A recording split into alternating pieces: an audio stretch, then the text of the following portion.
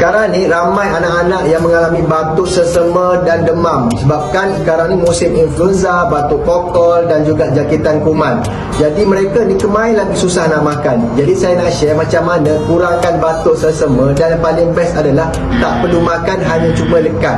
Nomocaf ni adalah gabungan teknologi transdermal herbal delivery dan acupoint, di mana dia diperbuat daripada 100% herba, dan herba ni akan meresap di bahagian kulit dan kemudian akan pergi ke salur darah. Caranya pakai mudah sahaja, di mana satu pelekat letakkan di tengah-tengah dada dan lagi dua pelekat letak di belakang, di mana di antara tulang belakang dan juga bahu.